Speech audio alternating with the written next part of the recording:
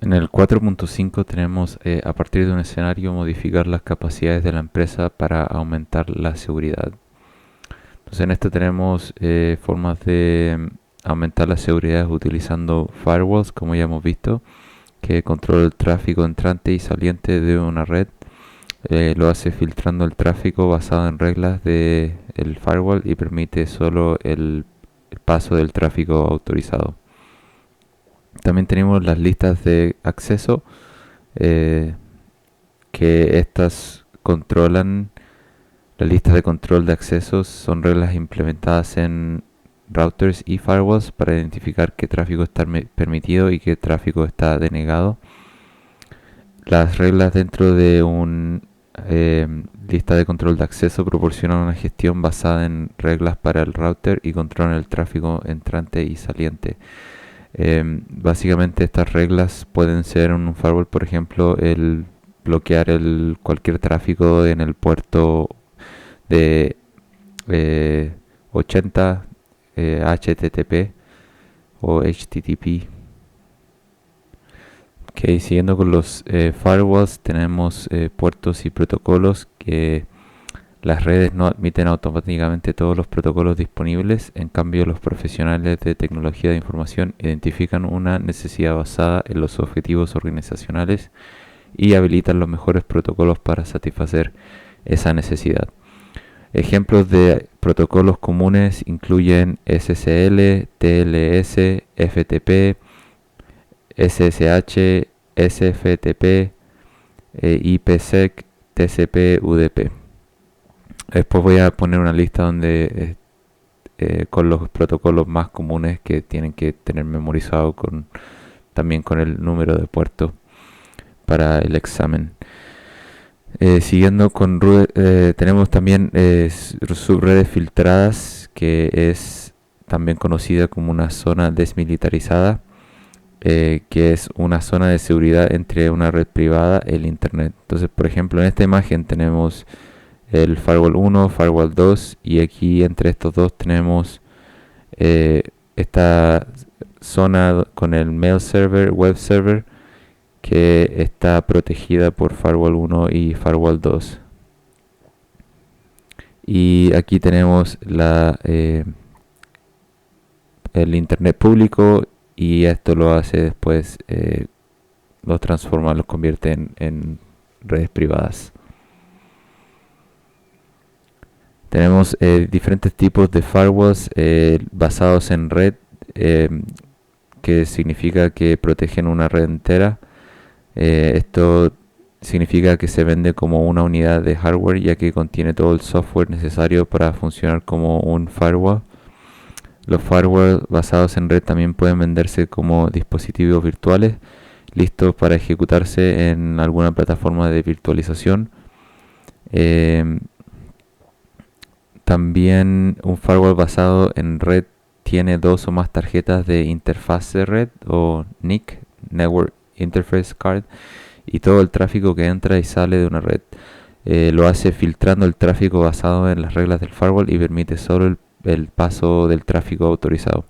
La mayoría de las organizaciones incluyen al menos un firewall basado en red en el límite de la red entre su internet o la red interna y el internet público. Tenemos también los firewalls de nueva generación, los más avanzados, que añade capacidades que no están disponibles en los firewalls de primera o segunda generación. La primera generación de firewalls eran de filtrado de paquetes, utilizando reglas de firewall sin estado, y solo podían permitir o bloquear el tráfico después de evaluar los paquetes individuales. La segunda generación de firewalls se añadió reglas de cortafuegos con estado. Esto quiere decir que permite a los firewalls evaluar el tráfico también basado en su estado de sesión.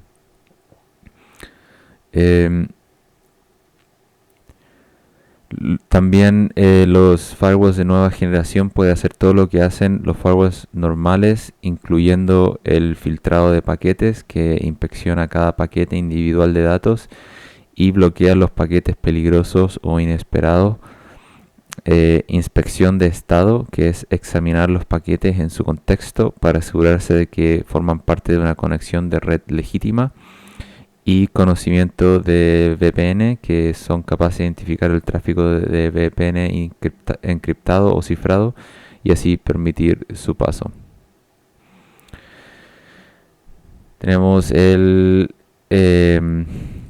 tendencias, un Intrusion Detection System o el sistema de intrusión sistema de detección de intrusiones. Incluye un agregador para almacenar entradas de registros de sistemas. Este también puede analizar estas entradas de registro para proporcionar información sobre las tendencias. Estas tendencias pueden detectar un patrón de ataques y ofrecer información para mejorar la protección de una red.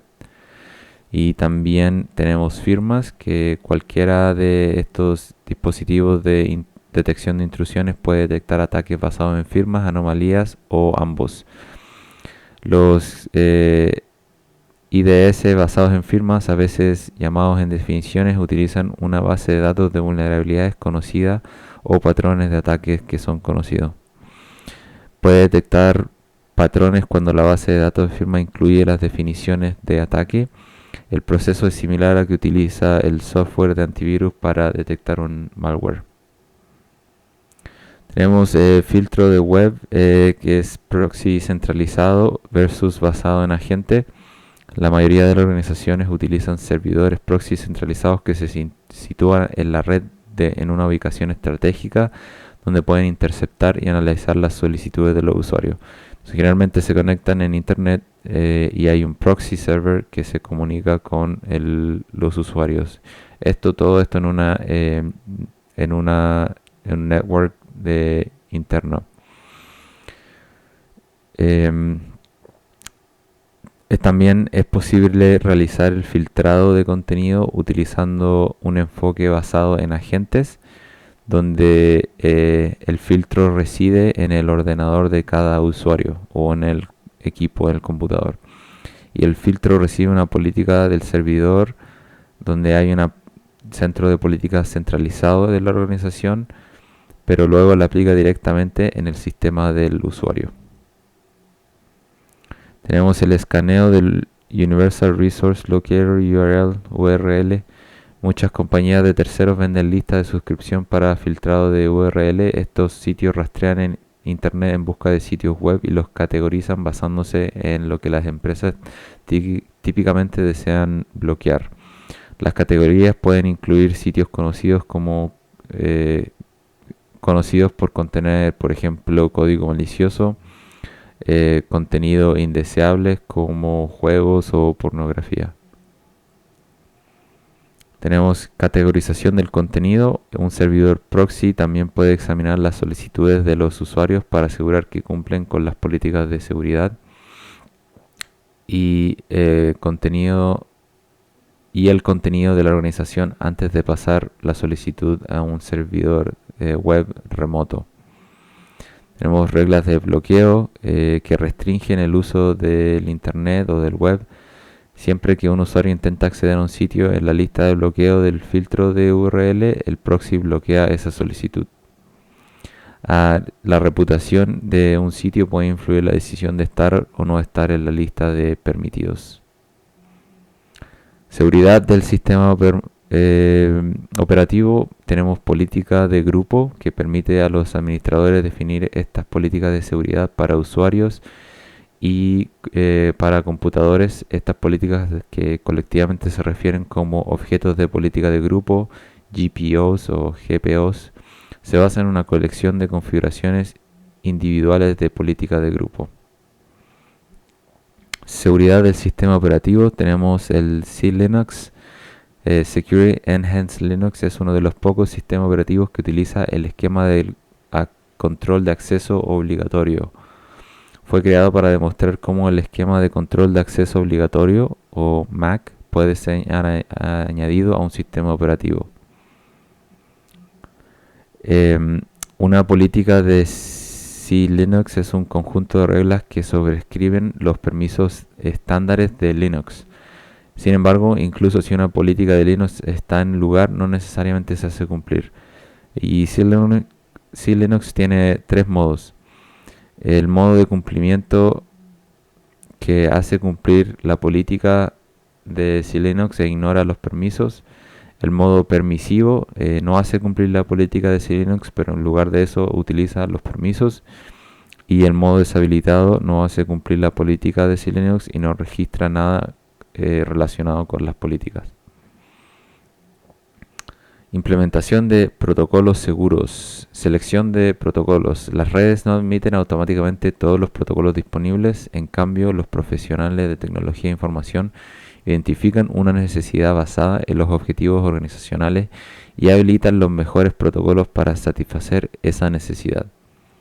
Hay muchos casos de uso diferentes para implementación de protocolos, por ejemplo, datos en tránsito, correos electrónicos y web, el directorio, voz y video, acceso remoto, sincronización de tiempo, asignación de direcciones de redes o resolución de nombres de dominios. Por ejemplo, tenemos una aplicación y para transferir archivos usamos un protocolo seguro que se llama Secure File Transfer Protocol, y antiguamente se utilizaba un puerto inseguro que era conocido como el File Transfer Protocol o de FTP. Lo mismo con el web browsing o búsqueda en internet. Tenemos dos puertos, el HTTP y el HTTPS. Siempre debemos usar el HTTPS, que es el seguro, cifra el tráfico entre el usuario y el web, cliente, el email. Tenemos el IMAP, que es inseguro, y ahora deberíamos usar el IMAP S, que es secure. Remoto, antiguamente se utilizaba el Telnet, que sabemos que es vulnerable, que manda el tráfico en texto claro. Eso quiere decir que se puede interceptar y ver. Y ahora para conectarse remotamente a un servidor o a otro computador usamos el protocolo de SSH.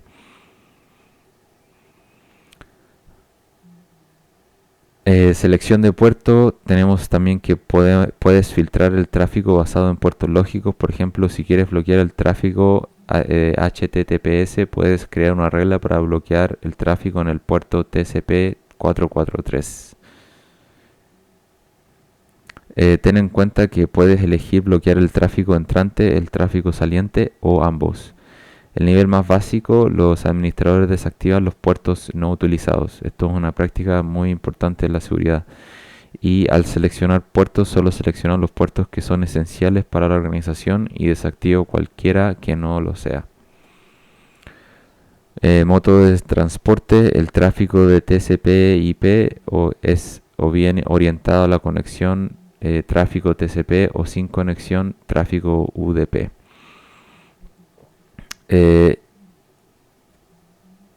El TCP utiliza lo que se llama handshake o un saludo de 3 vías. Para iniciar sesión, TCP, el cliente envía un paquete SYN o sincronizar, y el servidor responde con un paquete SYNACK, sincronizar, reconocer.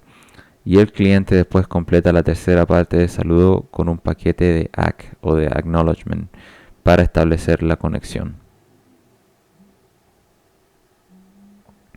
El TCP, el protocolo de control de transmisión, proporciona tráfico orientado a la conexión. Esto significa que es una entrega garantizada. Por el otro lado tenemos el UDP, que es el protocolo de datagramas de usuario, proporciona sesiones sin conexión, sin un saludo de 3 vías. Eso quiere decir que la conexión o la entrega no está garantizada. Aquí un ejemplo de cómo funciona lo que había dicho antes, el TCP, que es una conexión garantizada. Tenemos el cliente que envía un SYN al servidor. El servidor responde con un SYNACK. Luego el usuario responde con un ACK al servidor. y eso se le conoce como el handshake, three-way handshake, o en español en un saludo de 3 vías. El filtro de DNS, los administradores pueden usar el filtro de DNS para controlar los sitios web que los usuarios visitan. El filtrado DNS utiliza listas de bloqueo de nombres de dominios maliciosos conocidos y se niega a proporcionar direcciones IP para estos sitios maliciosos o proporciona resultados incorrectos para ellos. Monitoreo de integridad de archivos. El monitoreo de integridad de archivos, también conocido como FIM, es un proceso de seguridad crítico que involucra la detección continua y la alerta sobre cambios no autorizados en archivos y directorios. En este contexto, en la seguridad informática o ciberseguridad, el FIM juega un papel vital en la protección de datos sensibles, asegurando la integridad del sistema y cumpliendo con los estándares regulatorios. Se centra en monitorear y analizar cambios en archivos y configuraciones que podrían indicar una amenaza a la ciberseguridad, como infección por malware, acceso no autorizado o otras amenazas internas. Seguridad de correo electrónico. Tenemos el marco de política de remitente, SPF, que utiliza registros DNS para definir qué direcciones IP están autorizadas para enviar correos electrónicos en nombre de un dominio. Y tenemos el Domain Keys Identified Mail, DKIM, que utiliza criptografía de clave pública para firmar y verificar el dominio y el contenido de un correo electrónico. Y luego tenemos autenticación de mensajes basadas en dominios, o DMARC, que se basa en el SPF y en el DKIM, que permitiendo a los propietarios de dominios establecer políticas sobre cómo manejar los correos electrónicos que no superan las verificaciones de autenticación y proporcionando mecanismos de informe para monitorear y mejorar el rendimiento de la autenticación de correos electrónicos. Juntos, el SPF, DKIM y DMARC proporcionan un marco robusto para la autenticación de correos electrónicos y ayudan a proteger a los usuarios contra el spam, phishing y otros tipos de ataques basados en correos electrónicos. También tenemos la puerta de enlace, que son dispositivos de red o aplicaciones de software que actúan como una barrera entre el sistema de correo electrónico interno de una organización y el Internet externo, filtrando así los correos electrónicos entrantes y salientes en busca de spam, malware y otros tipos de amenazas.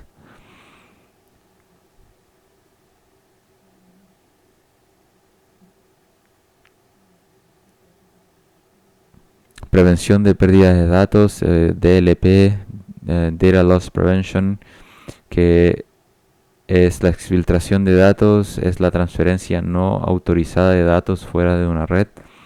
Las organizaciones a menudo usan técnicas y tecnologías de prevención de pérdida de datos para prevenir que algún usuario o un atacante o un hacker pueda exfiltrar los datos.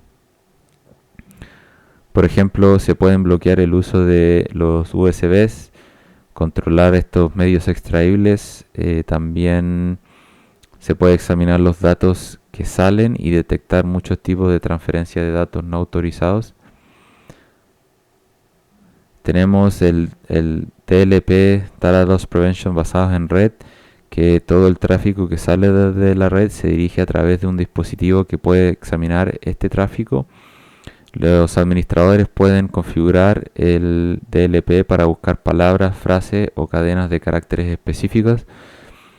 Por ejemplo, en Estados Unidos lo que se conoce como el Social Security Number, que es un número que debe estar protegido. Se puede configurar la prevención de datos para que cada vez que se envíe datos que incluyen el formato del Social Security Number se puede ser bloqueado. También tenemos el DLP basado en software, que funciona de manera similar pero se instala en un sistema individual, identificando intentos de exfiltración de datos y bloqueándolos para que estos no tengan éxitos. Los sistemas de DLP pueden escanear el texto de todos los correos electrónicos y el contenido de cualquier archivo adjunto, incluyendo documentos, las hojas de Excel, presentaciones y bases de datos. Incluso si un usuario comprime un archivo como en zip, antes de enviarlo, DLP puede examinar estos contenidos simplemente descomprimiendo el archivo zip. Tenemos controles de acceso de red, NAC, Network Access Control, que proporcionan monitoreo de seguridad continuo, inspeccionando los computadores y previniendo su acceso a la red si no pasan la inspección. La mayoría de los administradores tienen control completo sobre las computadoras en su red. Sin embargo, los administradores no tienen control completo de las computadoras que los empleados usan en casa o en otros sitios. El Network Access Control proporciona una medida de control para las computadoras de la organización en las que ellos tienen el control. Se asegura que los clientes cumplan con características predeterminadas antes de acceder a una red. A menudo usan la salud como una metáfora, indicando que un cliente cumple con condiciones predefinidas. El sistema de Network Access Control aísla los computadores que no cumplen con las condiciones. Tenemos detección y respuesta de endpoint. Endpoint Detection and Response es una tecnología de seguridad que se enfoca en detectar y responder a amenazas a nivel del endpoint. Detección y...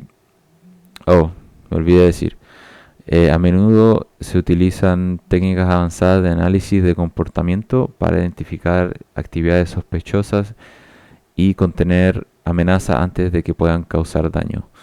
Y tenemos el detección y respuesta extendida, que es una tecnología de seguridad de próxima generación que va más allá de endpoint y puede incluir otro tipo de dispositivos y sistemas como los dispositivos de red, infraestructura en la nube, dispositivos de IoT o de otros dispositivos tecnológicos que proporcionan una vista más comprensiva de todo el entorno de la tecnología de información y así permitiendo una detección y respuesta de amenaza más rápida. Análisis del comportamiento del usuario o UBA, en inglés User Behavior Analysis. En ciberseguridad es un proceso que utiliza procesos analíticos avanzados, aprendizaje automático y técnicas de ciencia de datos para entender y establecer una línea base de comportamientos normales de usuarios en sistemas y redes de tecnología. Y luego detectar desviaciones que pueden indicar una amenaza de ciberseguridad, como por ejemplo pueden ser amenazas internas, cuentas comprometidas u otras actividades maliciosas. Esta herramienta analiza una gama comprensiva de fuentes de datos, incluyendo registros de sistemas, aplicaciones y otros dispositivos de red, para identificar patrones de actividad que se desvían de la norma establecida.